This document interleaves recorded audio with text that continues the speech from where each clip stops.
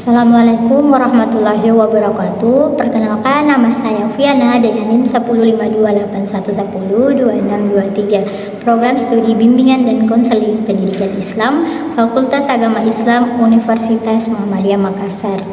Pada kesempatan ini saya ingin menjelaskan bagaimana salah satu keterampilan dalam konseling, yaitu keterampilan konfrontasi. Apa sih keterampilan konfrontasi? Jadi keterampilan konfrontasi dalam konseling sering disalahpahami sebagai tindakan menegur. Padahal dalam BK, konfrontasi adalah cara konselor membantu konseling menyadari ketidaksesuaian antara ucapan, perasaan, dan tindakannya secara lembut dan empatik. Banyak konseling tidak menyadari pola yang membuat mereka terjebak masalah. Misalnya konseling ingin mengurangi stres tetapi masih menunda tugas. Melalui konfrontasi, konselor menunjukkan perbedaan itu tanpa menyalahkan, sehingga konseling bisa melihat dirinya lebih jujur dan lebih siap berubah ke arah yang lebih positif.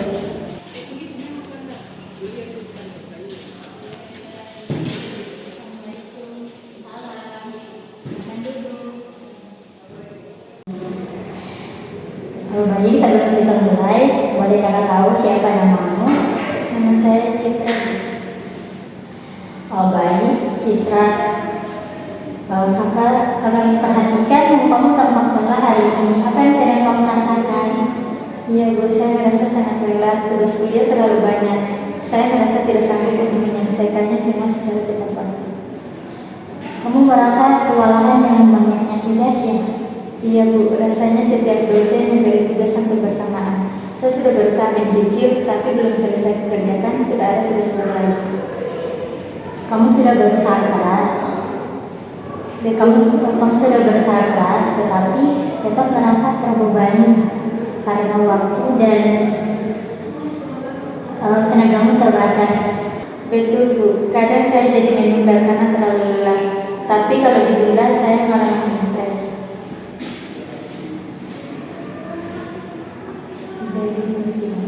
Jadi meskipun kamu ingin segera menyelesaikan tugasmu, tetapi rasa lelah dan rasa khawatirmu malah membuatmu menunda, begitu ya? Iya Bu, saya tahu itu salah, tapi sulit sekali untuk memulai. Citra, tadi kamu bilang ingin mau menyelesaikannya semuanya, tetapi kamu terus menunda karena takut hasilnya tidak bagus. Menurutmu apakah cara ini membuatmu mencapai apa yang kamu inginkan? Tidak juga Bu, saya malah makin stres dan tidak punya waktu untuk istirahat. Nah, disitulah perbedaannya. Kamu ingin tenang, tetapi apa yang kamu lakukan justru malah membuatmu merasa tertekan. Nanti kita bisa buat jadwal untuk mengatur waktu dan mengurangi stresmu. Iya Bu, saya baru sadar sekarang. Saya sering takut gagal, tapi ternyata rasa takut itu malah membuat saya semakin tertekan.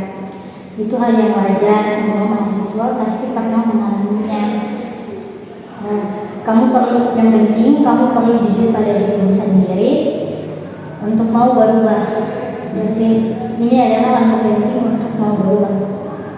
Baik Bu, terima kasih. Saya merasa lebih lega setelah bercerita. Sama-sama Citra. Makasih sudah mau bercerita hari ini. Jadi, itulah tadi contoh keterampilan konfrontasi dalam proses konseling. Dapat disimpulkan bahwa konfrontasi hanya dapat berjalan efektif jika konselor sudah membangun hubungan yang aman melalui keterampilan attending, seperti mendengarkan penuh, tatapan yang hangat, dan sikap menerima dengan suasana yang nyaman. Konselor tidak merasa diserang ketika diajak melihat ketidaksesuaian dalam dirinya. Ketika digunakan dengan tepat, konfrontasi membantu konseli menyadari pola yang menghambatnya, memahami dampak perilaku tersebut, dan menyusun langkah perubahan yang lebih sehat. Konfrontasi bukanlah kritik, tetapi sebuah cara untuk membuka kesadaran dan mendorong tanggung jawab diri. Karena itu, keterampilan ini menjadi bagian penting dalam konseling untuk membantu konseli berkembang menjadi pribadi yang lebih kuat dan mampu mengambil keputusan positif. Itulah tadi penjelasan singkat mengenai keterampilan konfrontasi. Sekian dari saya. Wassalamualaikum warahmatullahi wabarakatuh.